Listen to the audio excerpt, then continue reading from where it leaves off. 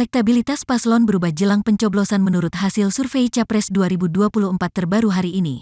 Saat ini, para capres-cawapres makin gencar melakukan kampanye untuk Pilpres 2024.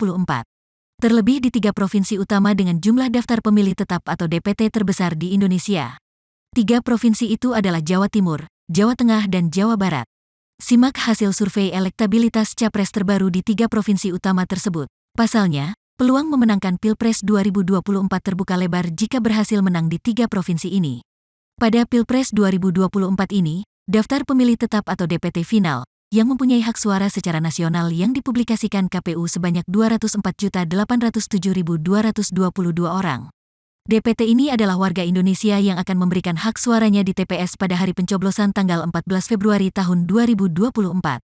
3 provinsi dengan DPT terbanyak di pemilu 2024, Jawa Barat total pemilih 35.714.901, Jawa Timur, total pemilih 31.402.838 dan Jawa Tengah total pemilih 28.289.413.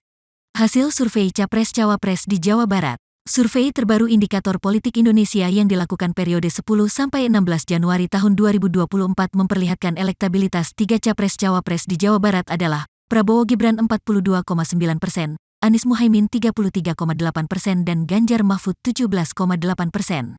Survei Carta Politika yang digelar 4-11 Januari tahun 2024 Prabowo Gibran 47%, Anies Muhaimin 26% dan Ganjar Mahfud 20%.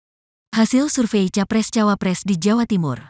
Survei terbaru Indikator Politik Indonesia yang dirilis Kamis, tanggal 18 Januari tahun 2024, terkait elektabilitas 3 paslon di Jawa Timur adalah Prabowo Gibran 48,2%, Ganjar Mahfud 24,5% dan Anies Muhaimin 21,7%. Survei dilakukan pada tanggal 30 Desember tahun 2023 sampai tanggal 6 Januari tahun 2024 secara tatap muka sebelum debat ketiga Pilpres pada tanggal 7 Januari tahun 2024. Lembaga Survei Indonesia, LSI, menunjukkan elektabilitas 3 paslon di Jawa Timur berikut, Prabowo Gibran 46,7%, Ganjar Mahfud 26,6% dan Anies Muhaimin 16,2%.